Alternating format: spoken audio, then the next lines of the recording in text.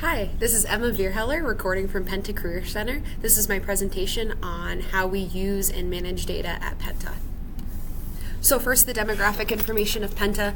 We serve 1,500 students, grades 10 through 12. Our 10th graders are in exploratory programs where they're looking at a few different labs. Our juniors and seniors spend half of their day in their lab and half of their day taking academic classes. About 35% of our students are on free or reduced lunch, and about half of our students attend some sort of post-secondary within 2 years of graduation. Now, for a lot of those students, that's probably a 2-year technical program versus a 4-year university degree, although we do have some students who go on to a 4-year degree. This is our state report card from the 2017-2018 school year. As you can tell, the top 2, achievement and prepared for success, we do pretty poorly on. The students that come to Penta are not always academic high flyers. A lot of them have been encouraged to come to Penta so they can pick up a skill because maybe a 4-year college isn't in their future. That's not true across the board. However, that happens quite a bit more. So we get some of the students that are a bit more challenging. We have lots and lots of students, about 35% of our students are also on an IEP or 504. We have a great graduation rate. We'll see if that holds true with the elimination of the pathway that many of our students use. And a lot of our students are employed within 6 months of graduation. They're in their field and they're doing good work. So as a teacher, the biggest form of data that I am expected to keep is classroom mastery data based upon rigorous assessments that we have written in previous years. So this is a multi-year initiative. We started by examining depths of knowledge. We rewrote everything we did in terms of depths of knowledge. We rewrote our assessments, and now we're rolling out a tracking system. As a teacher, I also use end-of-course scores. I teach a remedial algebra class, and primarily that class is for students who scored a 1 or a 2 on the Algebra 1 end-of-course exam. So they're in my class largely because they did poorly. So we use, as a teacher, I'm using that to inform my teaching. And also the end-of-course scores are obviously determining my evaluation as a teacher. Because I teach tested subjects, that means that their scores go into my evaluation. Administrators are working with similar types of data, but on a bigger scale, primarily our end-of-course exams. So instead of just zeroing in on what my students are doing, obviously the administrators are looking at what's happening across the school. So my students, they're looking at end of course, as well as another pathway for graduation is through web exams and industry credentials. So we're tracking that type of data. Right now we're sorting all of our seniors into groups. Are they ready to graduate? And then for our students who aren't ready to graduate, which pathway, points, or industry credential and web exam might be the more likely pathway for them to take to graduate. To be frank, we're still hoping that something comes across from Columbus because we have a lot of students who are in danger right now.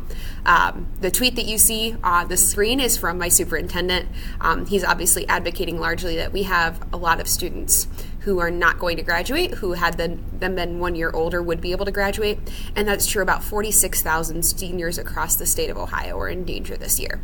So this has been the biggest focus of data this year because we need our students to graduate. Our administrators are also looking at attendance, suspension, and program completion rates, as well as our grades. So we do pretty well. We have about a 94-95% attendance rate at Penta, but as is true in many schools, there are students who are frequently absent. And that's a big red flag that we have our student services and student affairs office taking care of. We also take a look at year-to-year suspension rates. Right now, our suspension rates have been up from the past year. Our 2017-2018 suspension rates were up. As you aggregated that by offense, it was largely due to tobacco, vaping, things like that. So we're looking at those policies to figure out how to combat their use without necessarily taking a student out of school.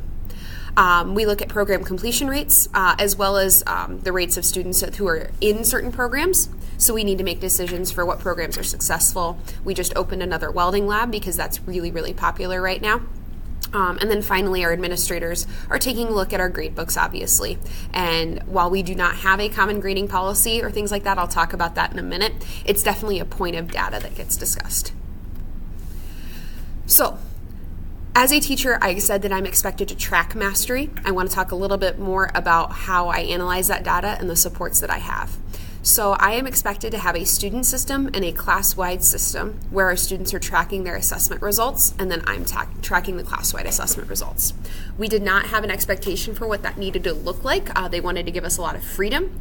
On the other side, freedom means that you aren't prescribed to do something, and sometimes you have to come up with your own system.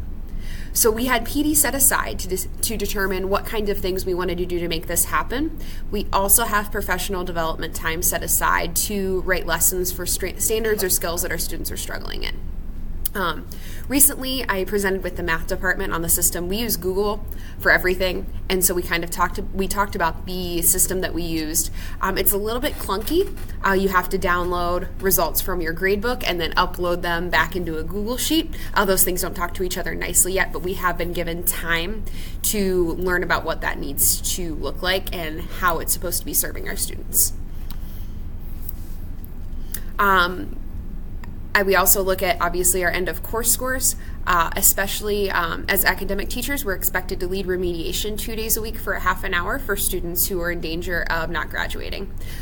So I am expected to know kind of where those students are and hope that we can get them move the extra points that they need. Right now, if a student is a senior and they have 15 or more points, then we're really pushing their end of course scores and hoping they can get those last 3 points. If they're at fewer than 15 points, we're looking at industry credentials and web exams as the pathway that they could take. Obviously, the biggest factors that influence our data are the Ohio Department of Education. So we obviously want a good report card score, so we're making sure to hit those competencies, as well as state test driving, whether or not our students achieve a diploma at the end. Aside from those obvious factors, as a school, we've been engaged in a framework for understanding poverty this past year.